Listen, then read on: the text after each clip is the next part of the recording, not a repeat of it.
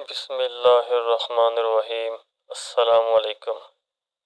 حضرت جنید بغدادی رحمۃ اللہ علیہ کے زمانے میں ایک بہت مشہور ڈاکو تھا۔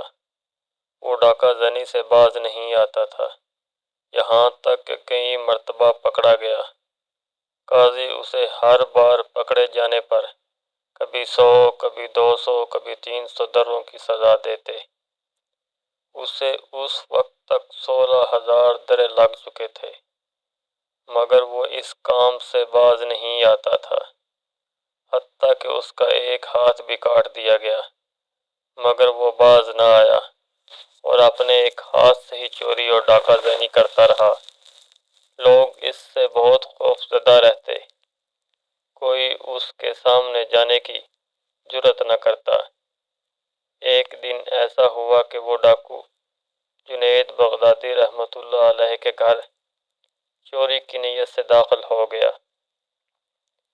حضرت جنید بغدادی رحمۃ اللہ علیہ نے تجارت کی غرض سے کچھ کپڑے اور دیگر سامان منگوا کر رکھا ہوا تھا اور انہی 2-3 گٹھریوں میں باندھ رکھا تھا۔ مشہور ڈاکو جب دیوار کود کر گھر میں داخل ہوا تو اسے وہ سامان جو گٹھریوں میں بندھا پڑا تھا نظر آ گیا۔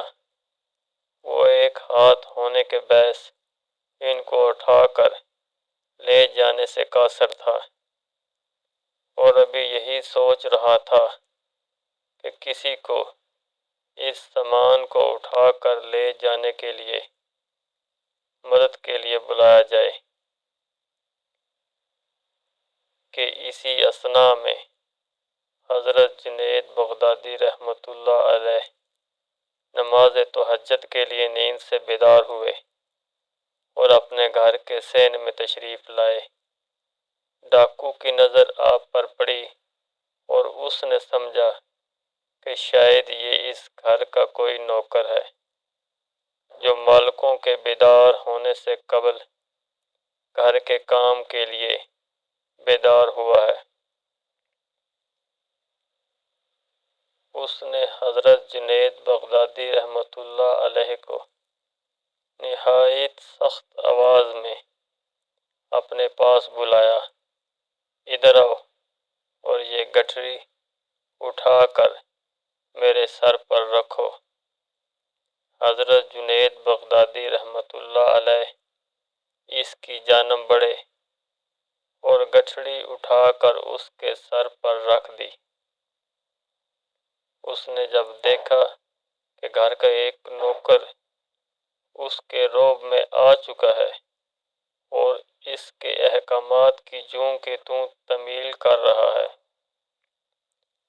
تو اس نے بجائے اپنے سر پر گٹھری اٹھوانے کے حضرت جنید بغدادی رحمۃ اللہ علیہ کے سر پر گٹھری اٹھوانے کا ارادہ کیا اور انہیں اسی سخت لہجے میں حکم دیا کہ میرے سر پر یہ گٹھری نہ رکھو بلکہ اپنے سر پر رکھو۔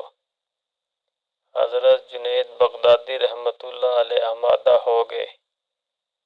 اس نے اپنے ایک ہاتھ سے گٹھری آپ رحمۃ اللہ علیہ کے سر پر رکھنے میں مدد کی۔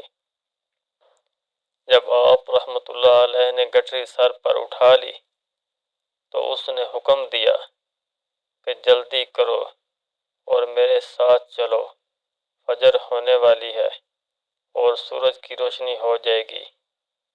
اس سے پہلے تم نے یہ گٹھڑی میری مطلوبہ جگہ تک چھوڑ کر آنی ہے، اور اگر تم نے دیر کی تو میں ڈنڈے سے تمہاری مرمت کروں گا۔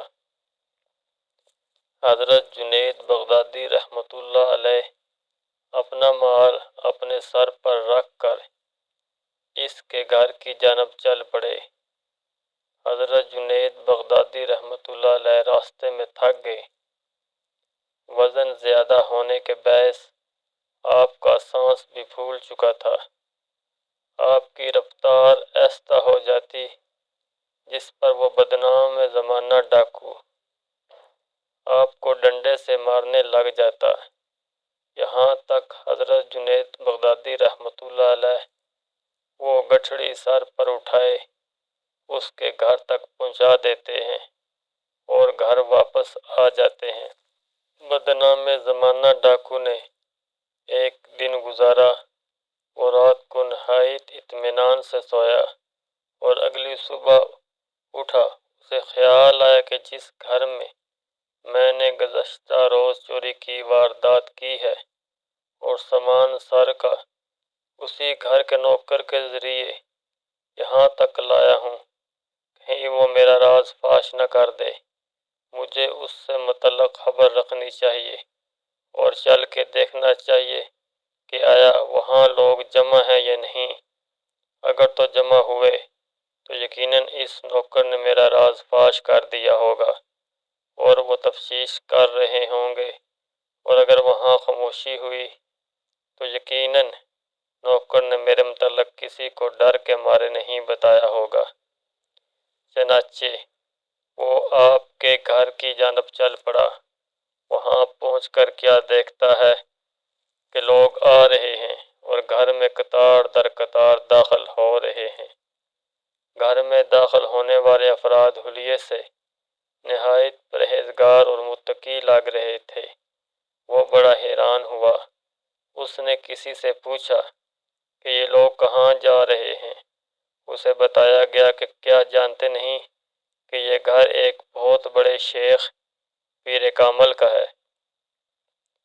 اس نے استفسار کیا کہ کیا میں ان کو دیکھ سکتا ہوں؟ بتایا گیا کہ ہاں دیکھ سکتے ہو۔ معلومات دینے والے نے اسے اپنے ساتھ لیا اور گھر میں داخل ہو گیا۔ اس دوران ڈاکو نے اپنا کٹا ہوا ہاتھ چھپا لیا کہ کہیں گھر کا نوکر اسے پہچان نہ لے۔ گھر میں داخل ہو کر اس نے دیکھا کہ وہی نوکر جس سے اس نے گٹھڑی اٹھوائی اور گھر تک مارتا ہوا لے گیا تھا، وہ مسند ارشاد پر تشریف فرما ہے۔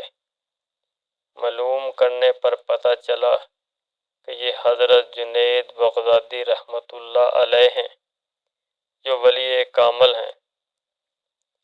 اس کے دل کی دنیا بدل گئی۔ آپ کی مجلس میں گناہوں سے توبہ کی اور آپ سے بیعت ہوا۔ روایت میں آتا ہے کہ بغداد کا یہ بدنام زمانہ ڈاکو پھر ایسا ہوا کہ حضرت جنید بغدادی رحمۃ اللہ علیہ نے اسے اپنی خلافت عطا فرمائی۔